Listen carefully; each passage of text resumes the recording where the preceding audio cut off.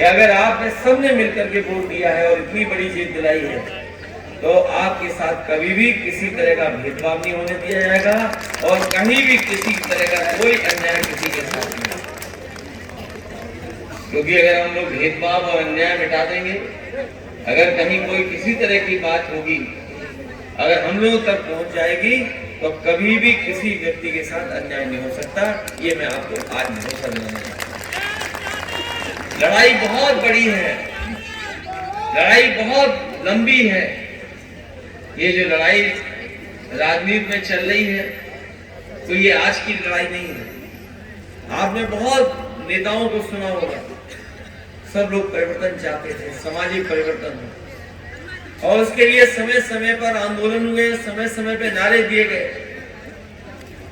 जिस समय शुरुआत हुई थी, हो सकता है आपके लोग राजनीति में वहां न पहुंचे हो, उस ऊंचाई तक न पहुंचे हो, लेकिन अभी हमारे वक्ता और अभिलाष सिंह जी जो कह रहे थे कि आरक्षण छीना जाए तो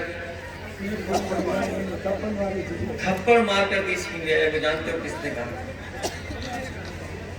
इसलिए ये आरक्षण कोई इसलिए नहीं है कि हम किसी को आगे बढ़ा करके किसी को पीछे करना चाहते हैं। ये आरक्षण की व्यवस्था बाबा साहब भीमराव अम्बेडकर जी ने इसलिए दी संविधान में कि जो लोग पीछे छूट गए उनको कम से कम बराबर खा जाए, उन्हें भी सम्मान देकर के बराबर तक पहुंचाया जाए। और जो लोग अखबार पढ़ते होंगे, जो आसपास देखते होंगे, ये सरकार प्रयास कर रही है कि बाबा साहब भीमराव अम्बेडकर जी का दिया हुआ अधिकार, जो दिया हुआ हक, को छीनने की साजिश चल रही है। अभी निकाय के चुनाव होने थे, लेकिन जानबूझ करके सरकार ने गलत एफिडेविट लगाए थे और उसका परिणाम ये हुआ है कि अभी चुनाव के लिए समय लगेगा। अभी जब कोर्ट फैसला दे देगा तभी चुनाव हो गया। ये सरकार जानती थी, क्योंकि समय समय पर सुप्रीम कोर्ट ने निर्देश दिए, सुप्रीम कोर्ट के जजमेंट्स आए, उनको बिना पढ़े बिना देखे ही आरक्षण कर दिया और आरक्षण भेदभाव के साथ किया गया। उसका परिणाम ये हुआ कि आज सरकार को चुनाव टालना पड़ा। और सरकार चुनाव इसलिए टाल रही है क्योंकि मैनपुरी के चुनाव के बाद वो जनता को फेस नहीं करना चाहती। ऐसा मैनपुरी का परिणाम आया है कि निकाय चुनाव सरकार फेस नहीं करना चाहती है।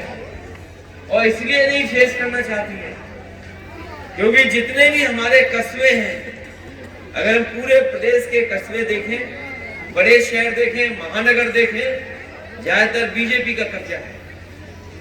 और बीजेपी का कब्जा कोई एक बार नहीं हुआ है, कई बार उनका कब्जा रहा है, कई बार उनके अध्यक्ष बने हैं। और आज सबसे ज्यादा व्यवस्था खराब अगर कहीं है तो शहर में।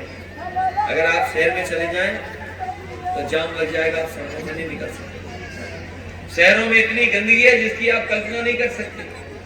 जगह जगह कूड़ा मिल जाएगा, जगह जगह खुली नाली मिल जाएंगी। और अभी आंकड़े ये बताते हैं कि जहां जहां भारतीय जनता पार्टी के लोग चुन करके बैठे थे वहीं डेंगू सबसे ज्यादा हुआ।